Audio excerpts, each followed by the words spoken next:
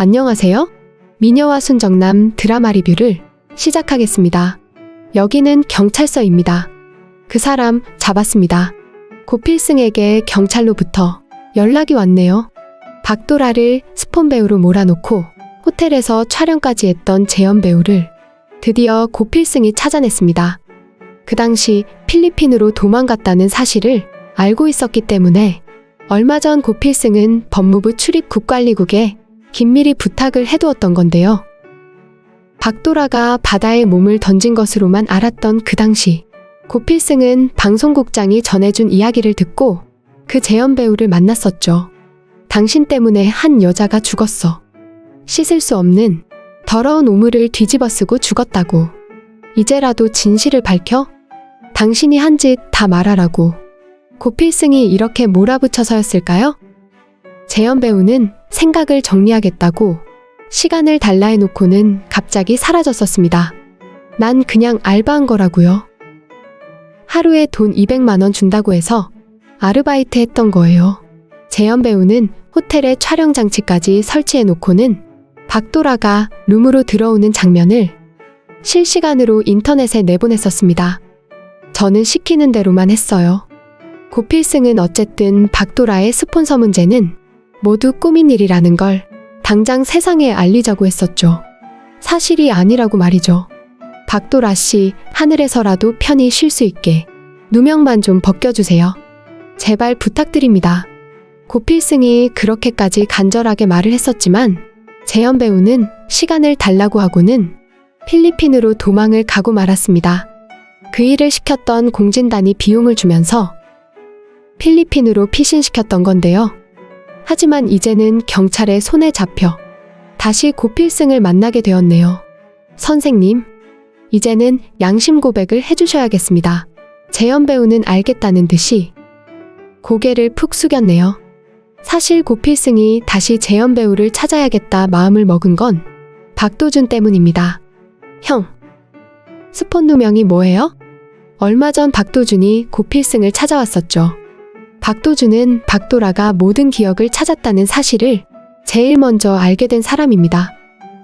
하지만 박도라는 아무한테도 알려서는 안 된다고 했네요. 엄마한테도 오빠한테도 절대 말해선 안 돼. 누나는 그냥 김지영으로 살 거야. 박도준은 기억 모두가 돌아왔다는 건 축하를 받아야 할 일인데 왜 박도라가 숨기라고 하는지 이해할 수 없었죠.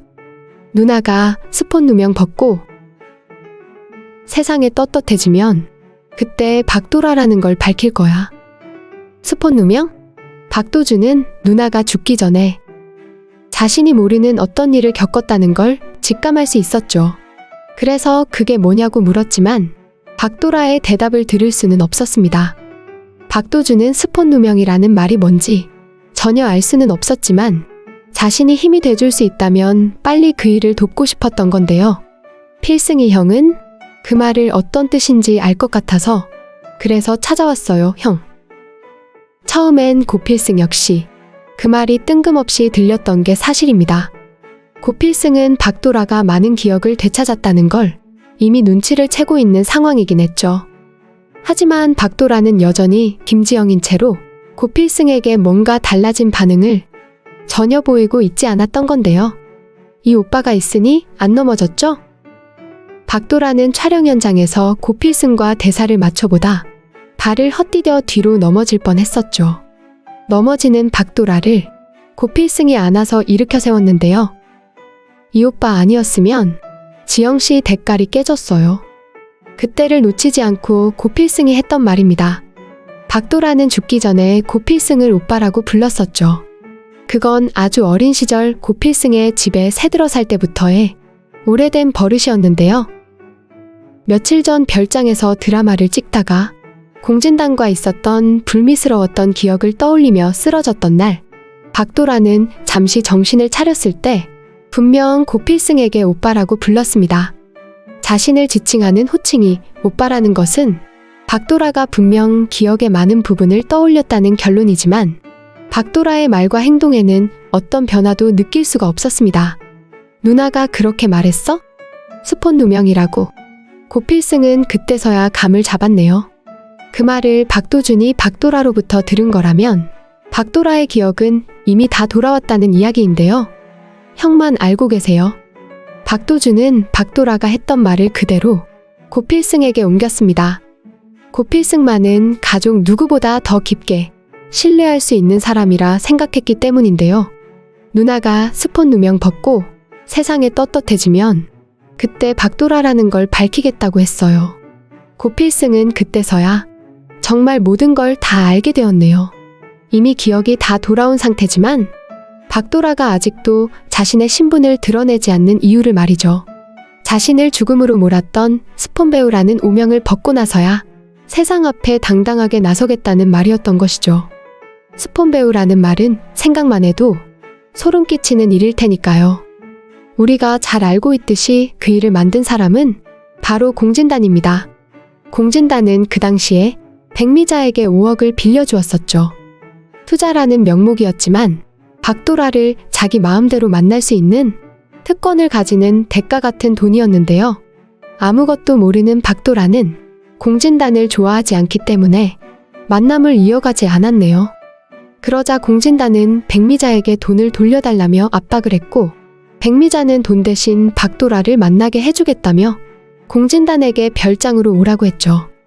박도라에게는 광고 촬영할 거라고 속여 별장에 혼자 떨궈 놓고 가버렸었네요. 핸드폰조차 차에 둔 채 박도라는 빈손으로 그 별장에 들어갔던 거고요. 별장에는 공진단이 기다리고 있었습니다. 지난 회에서 잠시 나왔었지만 박도라를 자신 마음대로 하려는 공진단과 몸싸움을 하다 결국 박도라는 도망을 나왔던 건데요. 그 일 때문에 화가 난 공진단은 박도라 광고를 모두 끊어지게 만들고 결국 자신 앞에 무릎을 꿇게 만들겠다면서 사사건건 모든 일에 방해를 했었네요. 공교롭게도 바로 그때 백미자의 빚쟁이들이 몰려와 박도라는 비투까지 터지게 되었던 건데요. 결국 공진단은 백미자에게 박도라와 자신과의 결혼을 제안했었네요. 결혼만 한다면 모든 건 자신이 돈으로 해결해 주겠다고 말이죠. 그래서 박도라는 공진단과의 결혼을 준비하게 되었죠. 결혼을 결심한 박도라는 자신을 찾아온 고필승에게 다시는 아는 척 말라고 아주 매몰차게 내쳤었죠. 사랑이 밥 먹여주냐고. 돈도 없으면서 한가하게 사랑 타령하지 말라고 했었는데요. 이런 박도라의 말에 너무도 충격을 받게 된 고필승은 결국 바다로 가기 전에 자신을 찾아온 박도라를 잡아주지 못했던 거고요. 박도라는 약혼식에 입을 드레스를 고르다 자신이 도대체 뭘 하고 있는 건가 생각이 들었습니다. 아무리 자신이 궁지에 몰렸다고는 하지만 돈 때문에 공진단과 결혼할 수는 없다는 판단을 하기에 이르는데요.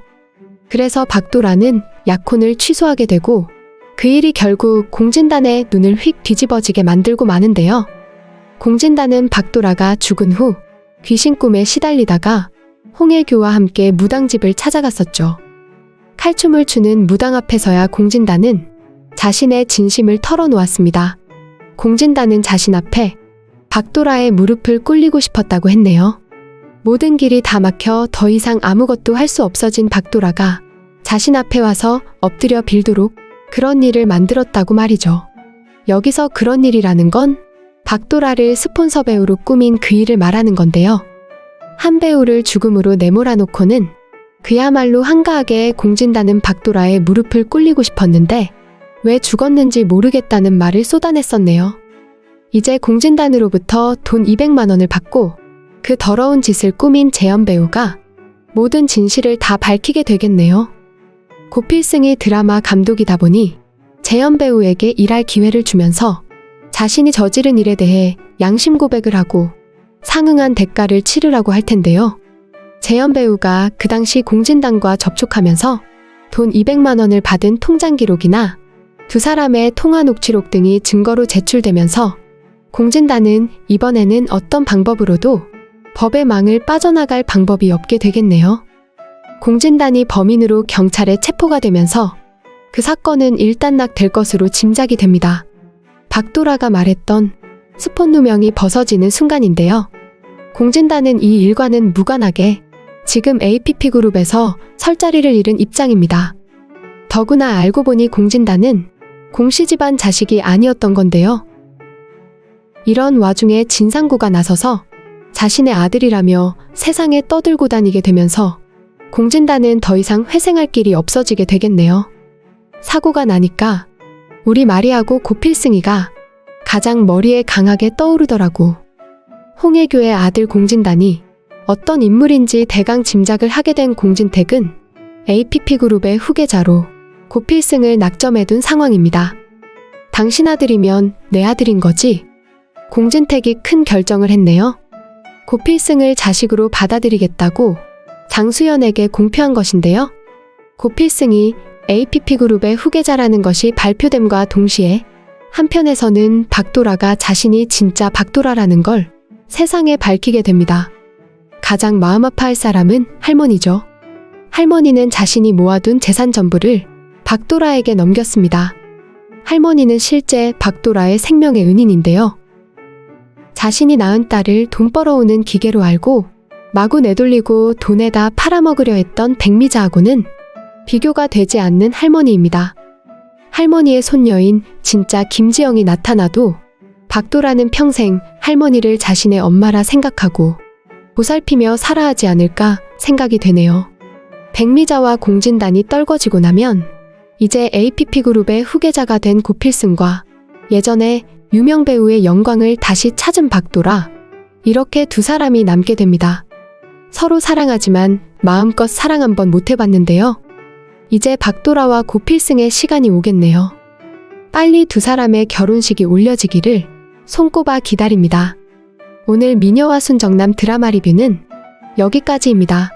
재미있으셨다면 좋아요와 댓글 한 줄을 꼭 부탁드립니다. 감사합니다.